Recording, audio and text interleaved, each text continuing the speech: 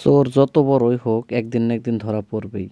তো আসসালামু আলাইকুম ওয়া রাহমাতুল্লাহি ওয়া বারাকাতুহু। প্রিয় দর্শক মণ্ডলী, এই ভিডিওটি আপনারা সম্পূর্ণ দেখুন। অবশ্যই বুঝবেন যে মানুষ একজন যতই খারাপ হোক বা হয়তো মানুষ একজন যতই বড় চোর হোক না কেন, যত চুরি করার শেষে মালিকের কাছে কিন্তু অবশেষে একদিন না একদিন ধরা পড়তেই হবে। তো এইখানে দেখুন, একজন মানুষ হয়তো গাড়ি নিয়ে যাওয়ার সময় দুইজন মানুষ আসে এবং দুইটা চোর আসে। তার মানে দুইটা চোর এসে, একটা চোরে এসে গাড়ির মধ্যে টায়ার লিক করে দেয়। তো দুইটা টায়ার লিক যখন করে দেয়, মানুষটা গাড়ির থেকে নেমে আসার সময়তেই এনারা কি করে চলে যায়, আবার পালায় অল্প সময়। এই মানুষটি যখন অল্প দূরে যায় তখন কিন্তু এই গাড়িতে থাকা মালপত্র সম্পূর্ণ এই চোরগুলোতে মানে নিয়ে যায় আর কি। তো যাই হোক, সাইড করে সময় এখান থেকে আবার অনেক সময় হয়ে যায়। এটি অন্য গাড়ির ব্যবস্থা করার জন্য এদিক ওদিক ঘুরে বেড়ায় যে যদি কোনো মেকানিক পাওয়া যায় সেই ক্ষেত্রে হয়তো গাড়িটা ঠিক করাবে।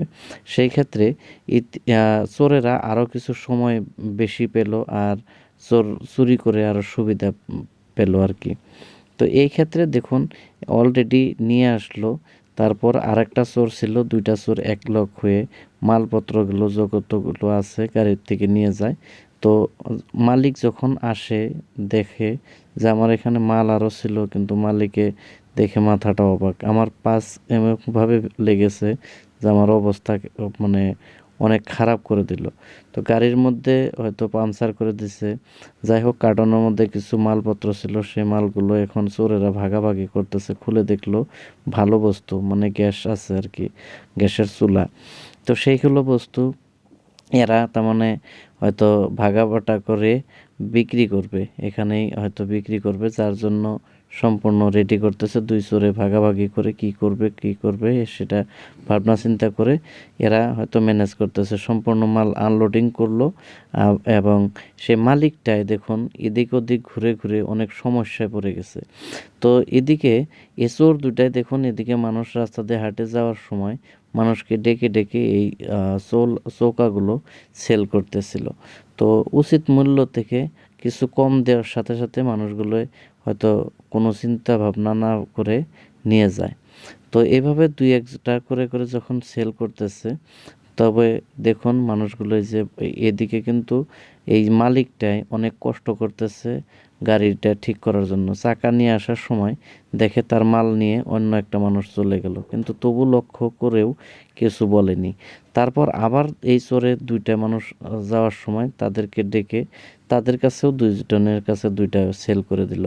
যখন সেল করতেছে, দেখুন এইভাবে তো টাকাগুলো নিচ্ছে, কিন্তু মালিকটা ওইদিকে অনেক সমস্যায় পড়ে আছে গাড়িটা ঠিক করার জন্য।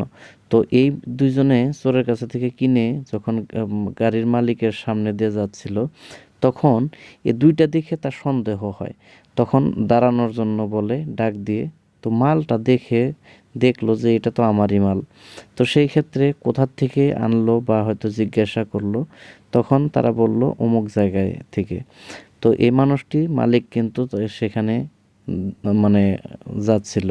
আর ইতিমধ্যে এখানে যে মালটা রয়েছে, তিনটি মাল এখানে অতিরিক্ত রয়ে গেল, বিক্রি করতে পারলো না, যার জন্য এখন ভাগে মিলতেছে না।